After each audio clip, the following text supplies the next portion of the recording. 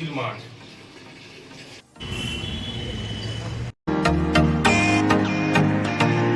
নমস্কার বন্ধুরা, আমি মৈত্রী আর একটা নতুন ব্লগে সকলকে স্বাগত জানাই।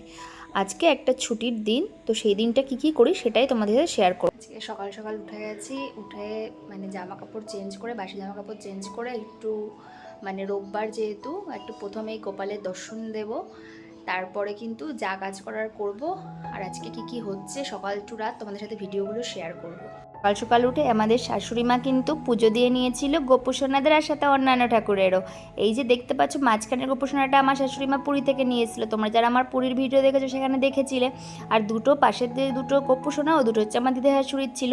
তো ওরাও এখন এখানে আমাদের এখানে চলে এসছে, এখন তিনজন একসাথে মিলে থাকে।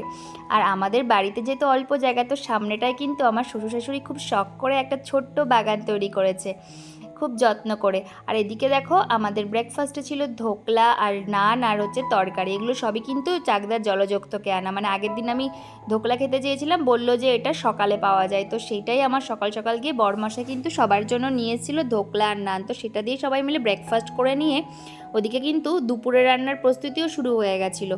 মানে যেহেতু আমার শাশুড়ি মাই মানে সারা বছর রান্না বান্না করে, এই দিকটা কেউই আর ঢোকে না, তো মাঝে সাঝে যখন আমাদের ইচ্ছে হয় তখন একটু গিয়ে আমরা খুন্তি নাড়ি। তো সেই মতোই কিন্তু আমার বড়মশাই করে নিচ্ছিল একটু চিকেন, তো ওর মতো করে একটু চিকেন রান্না করবে দেখে কিন্তু সেদিন ওই রান্নাঘরে ঢুকে চিকেনটা রান্না করছিল। আর ওদিকে কিন্তু আমি বসে বসে ভিডিও করছিলাম, আর সাথে একটু গল্প করছিলাম সবার সাথে। আর ওদিকে কিন্তু অন্যান্য টুকটাক কাজও আমরা করে নিয়েছিলাম, মানে সবাই মিলেমিশে কাজ করলে আর কি যেটা তাড়াতাড়ি হয়। আর রবিবার যেহেতু বাড়িতে সবাই থাকে, তো সেই কারণে সবাই মিলেমিশে ভাগযোগে কাজটা করলে আরও কাজটা এগোয়, সেই জন্য সবাই কিন্তু মিলেমিশেই কাজটা করছিল। আর ওদিকে দেখো আমার শাশুড়ি মা ধুয়ে নিয়েছিল মাছ, আর সেই মাছটাই এরপরে কিন্তু ভাজা করে নিয়েছিল।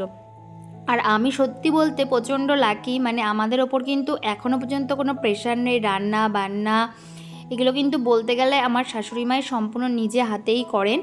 মানে সত্যি বলতে আমি কিন্তু এই বাড়িতে পুরো মেয়ের মতোই থাকি। মানে এই যে দেখতে পাচ্ছ শাশুড়ি মা একটু ঘ্যাটকল পাতা বাটাও করে নিয়েছিল সাথে, মানে এক্সট্রা সংযোজন।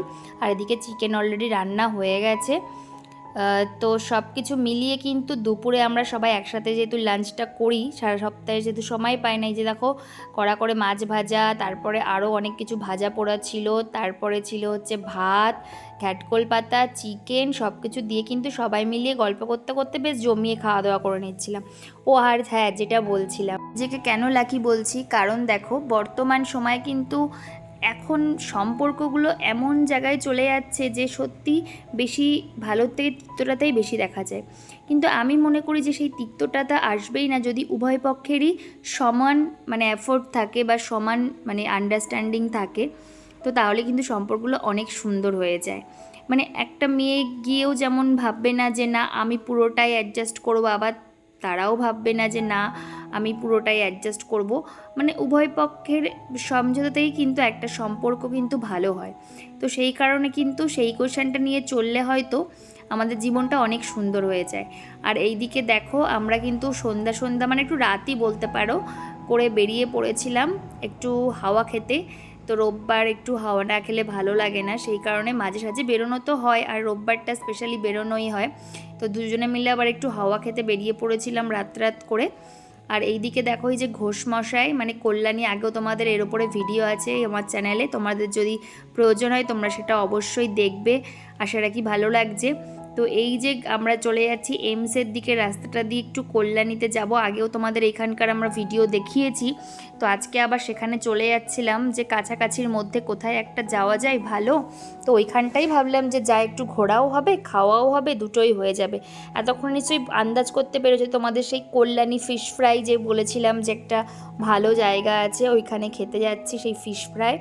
তো সেই কারণে কিন্তু এইমসের সামনে দিয়ে আমরা চলে যাচ্ছিলাম। দেখো আগে এই জায়গাটা কতটা মানে নিরিবিলি ছিল, এখন এইমস হওয়াতে পুরো রাস্তাটা কিন্তু খুব জমজমাট হয়ে গেছে।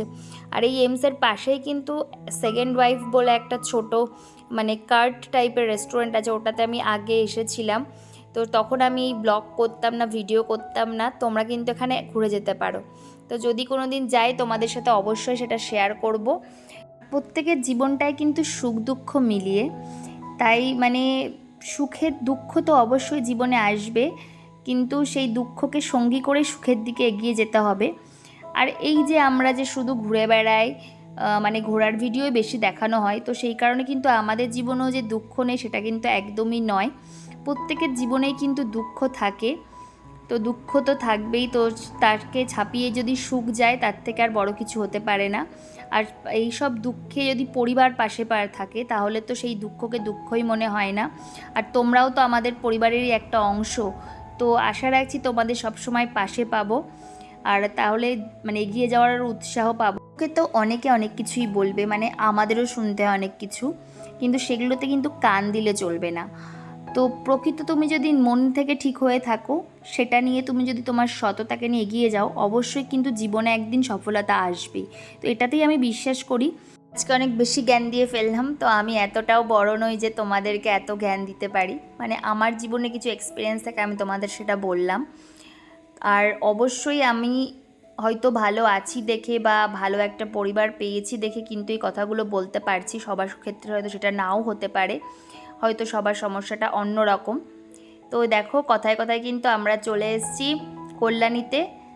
আর তোমার পার্টনার যদি তোমাকে বোঝে না, তার থেকে আর বড় কিছু হয় না, মানে সে যদি সব কিছু ব্যালেন্স করে চলতে পারে, তার থেকে সুখী পার্সন হয়তো আর কেউ হয় না। আর সেই বোঝার দায়িত্বটা কিন্তু শুধু একজনেরই, উভয় পক্ষকেই বুঝতে হবে। জানি জীবনে চলতে গেলে ঝগড়া অশান্তি হবেই, কিন্তু সেটাকে মিটিয়ে মানে এগিয়ে যাওয়ার নামে কিন্তু জীবন। তো এই দিকে দেখো এত জ্ঞানের মাঝে আমরা চলে এসেছি কিন্তু সেই দোকানে, আগেও তোমরা দেখেছো। এই যে দেখতে পাচ্ছ, এসেই নিয়ে নিয়েছি সেই ফিশ ফ্রাই, ফিশ ফিঙ্গার, তারপরে আজকে নিয়ে নিয়েছিলাম একটু পরোটা, চিলি চিকেন। তো সেই সব খেয়ে নিয়ে চলে গেছিলাম চা খেতে। তো মানে এত কিছু স্ন্যাক্স খাওয়ার পরে একটু চা না খেলে যেন পুরো মানে স্ন্যাক্সের স্বাদটাই অসম্পূর্ণ থেকে যায়, মানে যে কোনো খাবারেরই, যেহেতু আর স্পেশালি আমরা বাঙালি। তো এই কারণে একটু চা খেয়ে আবার বাড়ি ফেরার পালা ছিল, কারণ পরের দিন সোমবার আবার কাজে বেরোতে হবে সকলকে। আর এইভাবেই কিন্তু আমাদের ছুটির দিনগুলো কেটে যায়, একটু ফ্যামিলিকে সময় দিয়ে, একটু ঘুরে ফিরে, এইভাবেই কিন্তু আমরা মানে ছুটির দিনগুলো আর কি কাটাই। আর অবশ্যই কিন্তু সময় পেলে একটু ফ্যামিলিকে সময় দেওয়া দরকার, এতে কিন্তু সম্পর্কগুলো আরও মজবুত হয়, আর ভালোবাসাও কিন্তু আরও একটু দৃঢ় হয়। ফ্যামিলি মানে কিন্তু অবশ্যই উভয় পক্ষের ফ্যামিলির কথাই বললাম, মানে দুজনের পরিবারকে সময় দেওয়াটাই কিন্তু জরুরি। তো আজকের ব্লগটা এখানেই শেষ করছি, আজকে একটু বেশিই জ্ঞান দিয়ে ফেললাম, আর আমাদেরকেও আমার পরিবারের একটা অংশ মনে করি বলেই এতটা জ্ঞান দিয়ে ফেললাম, আর কিছু কিছু এক্সপিরিয়েন্সও শেয়ার করলাম। আর আমার ব্লগটা কেমন লাগলো অবশ্যই কমেন্ট করে জানাবে, আর অবশ্যই আমার চ্যানেলটা সাবস্ক্রাইব করে নিও। আর please like, comment, share, subscribe my channel, আর পাশে থাকা বেল বাটনটি অবশ্যই বাজিয়ে দিতে ভুলো না। তো আজকের ব্লগটা এখানেই শেষ করছি, বাই। খুব তাড়াতাড়ি চলে আসছি পরের ব্লগ নিয়ে।